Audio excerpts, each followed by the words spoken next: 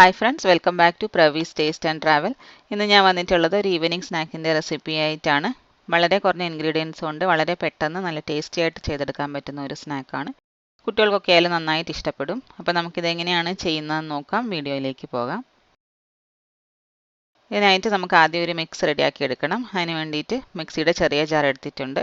ഇതിലേക്ക് ഒരു 1/4 കപ്പ് പഞ്ചസാര ചേർത്ത് കൊടുക്കാം.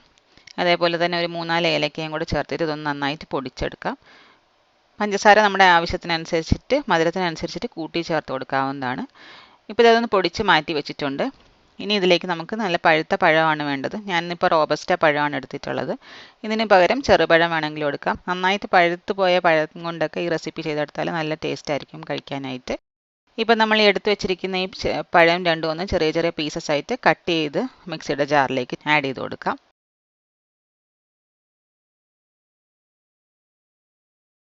ഇപ്പോൾ ഇതാ പഴവും കൂടെ ആഡ് ചെയ്തതിന് ശേഷം ഇത് വീണ്ടും നന്നായിട്ടൊന്ന് അടിച്ചെടുക്കുക. കട്ടിയൊന്നും ഇല്ലാതെ നല്ല സ്മൂത്ത് ആയിട്ടുള്ളൊരു ബാറ്ററായിട്ട് അടിച്ചെടുത്തിട്ട് വരാം. പഴത്തിൻ്റെ മിക്സ് ഞാനിപ്പോൾ ഒരു ബൗളിലേക്ക് ആഡ് ചെയ്ത് കൊടുത്തിട്ടുണ്ടായിരുന്നു. ഇതിലേക്ക് ഇനി വേണ്ടത് ഗോതമ്പ് പൊടിയാണ്.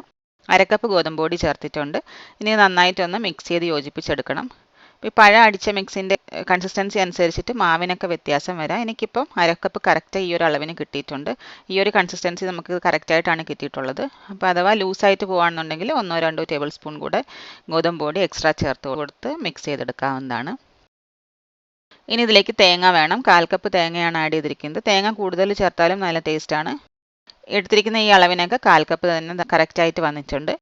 ഇതും കൂടെ നന്നായിട്ടൊന്ന് മിക്സ് ചെയ്തെടുത്തതിന് ശേഷം നമുക്കിതൊന്ന് വറുത്തെടുക്കണം. അതിനായിട്ട് എണ്ണ ചൂടാകാൻ വെച്ചിട്ടുണ്ടായിരുന്നു. എണ്ണയൊക്കെ ചൂടായി വന്ന സമയത്ത് ഇതേപോലെ ഈ മിക്സ് ചെറിയ ചെറിയ പീസസ് ആയിട്ട് ഇതുപോലെ നുള്ളി ഇട്ട് കൊടുത്താലും മതിയാവും.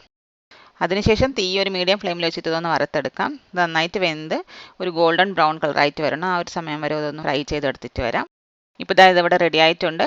നല്ല ടേസ്റ്റി ആയിട്ടുള്ള സ്നാക്കാണ്. അപ്പോൾ നിങ്ങളിതൊന്ന് ട്രൈ ചെയ്ത് നോക്കുക, അഭിപ്രായം അറിയിക്കുക.